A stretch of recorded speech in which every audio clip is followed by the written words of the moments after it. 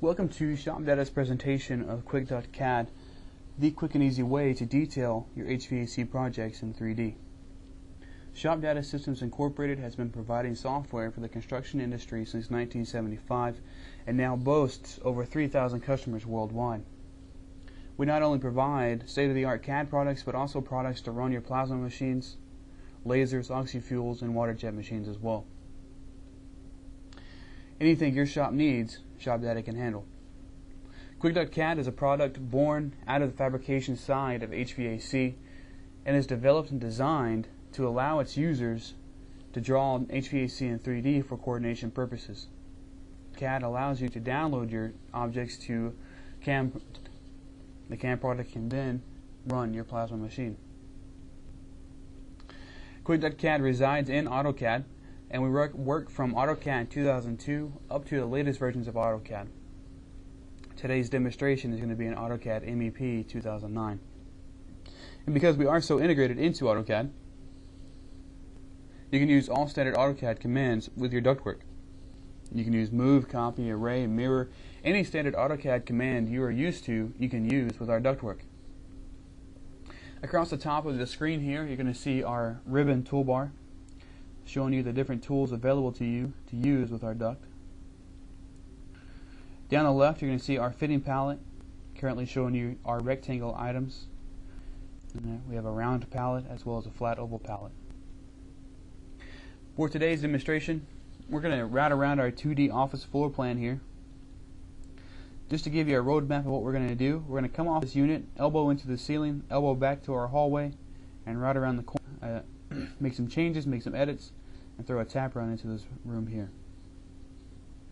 So I'm going to zoom into my unit, say new duct, tell it to start with a canvas connection, and tell it to use my primary supply line. Down the command line, it's asking me for a start point. I'm going to tell it to use this opening here. And because this unit was drawn with our program, it's smart enough to know the opening size, the elevation, and the direction of airflow. Say OK to that.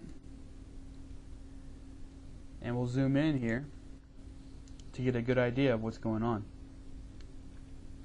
This is our elevation.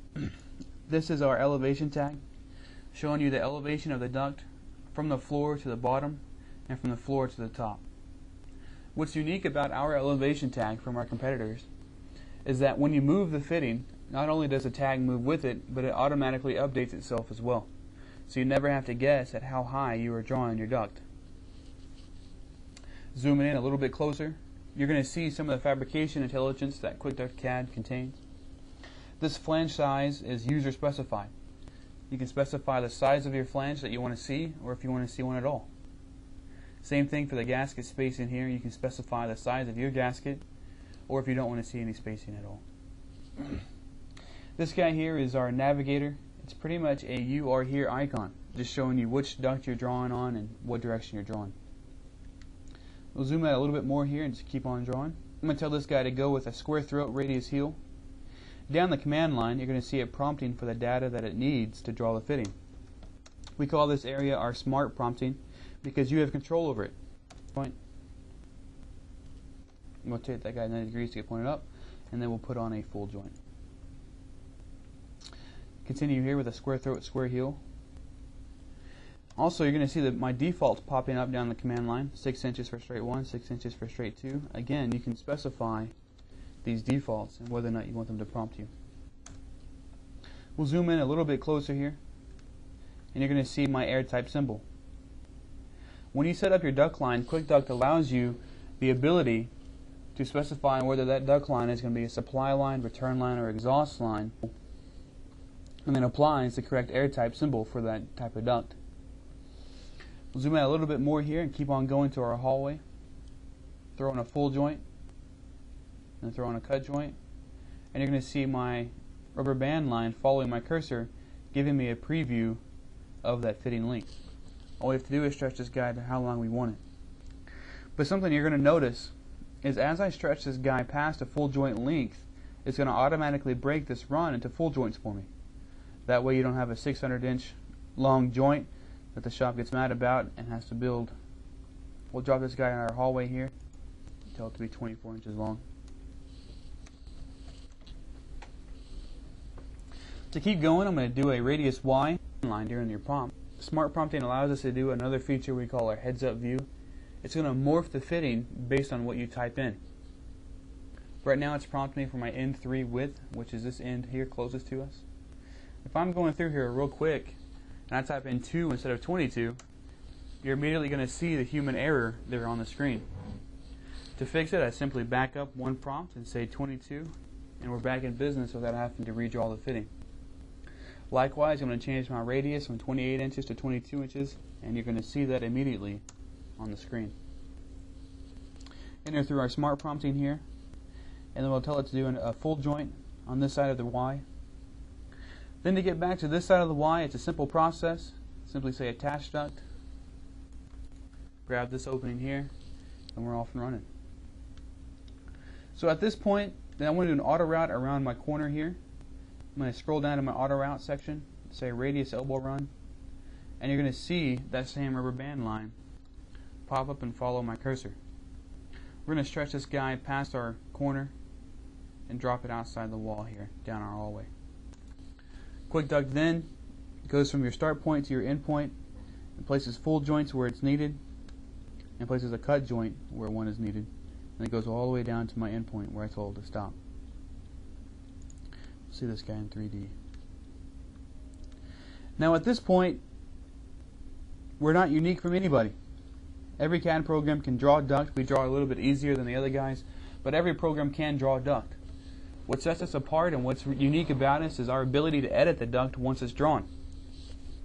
Let's say for argument's sake the steel is in your way. I'm sure it never gets in your way in the real world. Let's say for the demo purposes it's in the way, and we have to move this run of the duct 12 inches into the air. We'll zoom in here to 3D so we can get a better idea of what it's doing. We don't need this guy anymore. We're going to put in an offset. I'm going to delete it. And I don't want this big of a gap between my elbow and my joint, so I simply grab this first piece, click on its grip, using standard AutoCAD, and say move backwards 20 inches, and into the air 12 inches, and it moves all duct connected to it. So I don't have to move each individual fitting. Then let's say before I connect, I want to make a size change to this run of duct. I'm going to edit the first fitting. Say not 22, but actually I want this guy to actually be 20 inches. As I hit the tab key, you're going to notice my connectors change from TD to S&D automatically. This is based on my shop standards, my 2-inch water gauge. We'll say OK to that, and then the program can automatically ripple this change down the rest of our leg. So we don't have to edit each individual piece of duct. Imagine having 500 pieces of duct down this run, and you have to move and edit. Well, you don't want to grab each individual piece. There'll be 500 clicks that you don't need to do. You simply edit and move the first piece of the duct, and it goes downwind and changes every duct that is connected to it. Then to fill the gap in here, we're simply going to say connect from here to here, and the program automatically changes elevation and size for us and determines the best fitting for the scenario. But let's say I want to override that selection and actually use a radius OG. I simply specify my radius OG, and the program substitutes the fitting. It is going to automatically place an elevation tag when elevation changes, as in this case. It's also going to tell you the amount of elevation change on your offset, telling you it's going to be top up 12 inches and showing you the direction of offset with this arrow. It also automatically puts in a length for me for this offset and automatically puts in the text showing me a size change on this joint. So now we're ready to do a tap run into our room. Panning over here, we're going to jump into a different view in our 3D, and we're going to zoom in. Now in this room I've got two 3D diffusers already drawn. I'm simply going to say add tap to this fitting on the left side of the fitting. Start with a 45-degree tap and line it in between our two diffusers here, say 12 by 12. We're going to throw on a couple full joints to get us back behind our two diffusers and cap this branch line off. Then we'll zoom in here and do our add tap command one more time. on the left side again. This time we're going to use a spin in and line it up with our diffuser, tell it to be 10 inches in diameter, and delete my navigator because I don't need it anymore. So now when I do flex from my tap to my diffuser, I simply say add flex from here to here, and the program is then going to do the calculations for me and automatically put in my 3D flex to my diffuser. We'll zoom in a little bit so you can see how that looks. And now, because we are integrated into AutoCAD, I don't have to redraw this tap and the flex on this side of the duct. I can simply grab the objects I want to mirror, type in mirror in my command line, and then give it its mirror line, and it places it for us. Zoom in out a little bit. Now let's say I want to come over here to this radius Y. I want to get rid of this full joint. I want to do some round at this point. Again, we're going to say attach duct to this opening, and we're going to scroll down to my squared around section. Just say center line squared around, and we're going to do an 18-inch round, 10 inches long. And I want to route around this guy. I'm going to do my round auto route here. Do a gourd elbow spiral run. Place it down my hull. It places my round run there with my gourd elbow using my own defaults for my gourd elbow. I'm going to come in here now and say I want to do a lateral T. I'm going to grab this guy and tell it I want it the N3, which is my tap, to be 10 inches in diameter. I want to rotate this guy around 180 to get it pointing to my room, and I want that tap to be 90 degrees off my body. Then I want to keep going here, and I'm going to do some oval. I'm going to scroll down to my reducer section and tell this guy to be a center line reducer, and I'm going to draw some 22 by 12 oval. One thing you're going to see, as soon as I do my 22 by 12 oval, you're going to see a pop-up here called possible oval sizes. This is something unique to our program where you can set up oval sizes based on your ovalizer. You can then specify, say, if my minor is 12 inches, these are the available major inches. If my minor is 12 inches, then here are the available majors that are close to my desired 22. I'm going to say 23 by 12. Say OK to that. Tell that guy to be 10 inches long. Then we can keep on routing around if we wanted to with our gourd elbow run and drop this guy down. So QuickDuct not only supports basic rectangle items that everyone draws, but it can also handle the complex round items as seen in our T here, as well as any oval items that you need to be drawn. So at this point, let's say I'm ready to download the fittings. But first, I want to run a couple of reports. Come in here to QuickDuct, say run a custom fitting report. It's going to crunch the numbers for us and then pop up a report. It's showing us. It's going to crunch the numbers for us and then pop up a list of available reports that we can run on our fittings. So at this point here, I want to do a line takeoff. Say OK to that. It's going to show us a summary of what we've drawn so far. This guy's pretty complex and pretty detailed. We can make this report as simple as it needs to be. QuickDuct also supports equipment reports. So if you want to run a diffuser list or a VAV list or a unit list, we can support that as well. Any kind of report that needs to be generated in CAD, QuickDuct can provide. So now we're done reporting. We're done with all of our reports. We want to download this guy to our CAM product. But first, if you notice, I don't have any piece numbers on any of my duct. QuickDuct can handle auto tagging. It can tag it as you draw the fittings, or you can come back later and say, I want to tag it now. So at this point, we're going to say we want to tag it now. I'm going to say selective tag, tag the whole drawing, and QuickDuct in a matter of seconds is done with that. As you can see, if we zoom in, I've got my settings to all like fittings get the same tag number. QuickDuct then goes down the trunk line, picks all those up, and then automatically picks up any branch line that you may have. Some of our competitors do not. Jumps back to our trunk line and goes down the rest of the line. Also goes down the other side of the branch, down our round items and our oval items. Now QuickDuct can handle a multitude of tagging options. Again, we can turn auto tagging on to where you can see tags as you draw your fittings. I currently have it turned off. Again, we can support same tag number for identical fittings, or you can uncheck this guy and get all of your fittings to have their own unique tag numbers. Even if they're, you can uncheck this guy and have every fitting get its own unique tag number. We can also support something we call assign tag number by branch. What this means is that QuickDuct will go down your trunk line. When it finds a branch, it'll then go tag down your branch line and then jump back to your trunk line. If you uncheck this option, QuickDuct will tag down your whole trunk line and then come back and automatically pick up the branches in order they were drawn. I'm going to uncheck have same tag number for identical fittings, say OK, and just say refresh tags. And it automatically places unique tags on all of my fittings. So now we are ready to download. And simply say download fittings. Down the command line, it gives me some options. I can either download the whole drawing or a certain section of the drawing. I can do it by layer or by duct line. In our case, I want to do a section. Save my text file to my desktop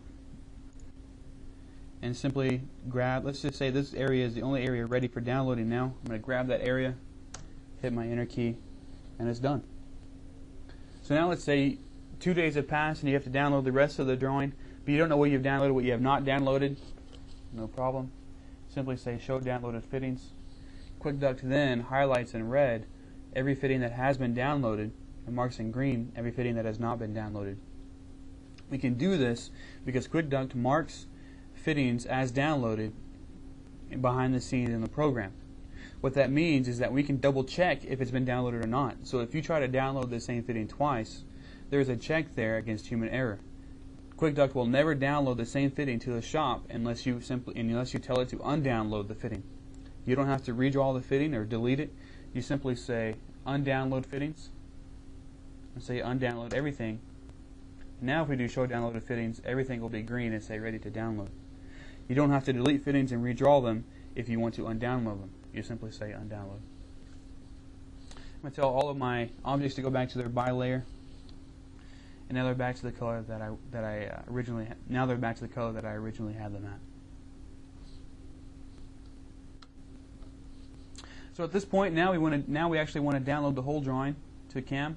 So again, I'm going to say download fittings, and this time I'm going to say all, and again I'm going to save my text file to the desktop. Now because QuickDuct downloads its files to a text file, your files are always going to be small enough to pass through email, store on the server, or store these text files anywhere you want. They're not going to be large at all and take up a lot of room, but as you can see, they contain all of the data that is needed for import. So now we want to import this job into our QuickDuct CAM product. Simply open up a job. Simply say new job and say demo video for my job name.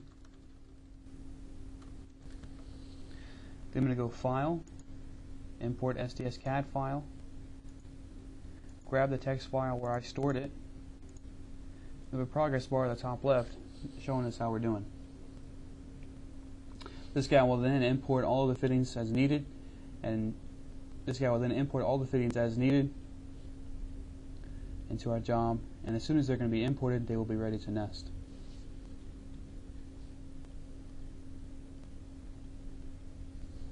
So we can scroll through here and just double check if we wanted to. See all the fittings that we drew and that we downloaded. One thing you will notice across the top, when I imported into my job, the CAD product told the CAM product, when I imported the job, it put in first floor, my zone is AHU1, my batch is 1. the detailer can tell the product, a detailer can tell QuickDuct which area of the building he is drawn in, if it's the first floor, second floor, third floor, what zone he's drawn in. And then from detailing to CAM to nesting to the label to the shop, all the way out to the field, everyone knows where this duct goes to, which floor it goes to, which zone it goes to, and which batch it's a part of. So at this point, we're going to say nest and tell this guy to nest. It's going to process all of my sheets for me. Then we'll take a look at the nest once it's done.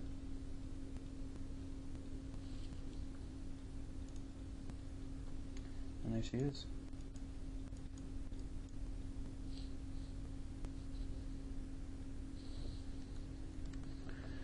From 3D to 2D, QuickDuct handles it all. Thank you for your time, and if you're interested in a more detailed demonstration, please contact your local Shop Data Sales representative.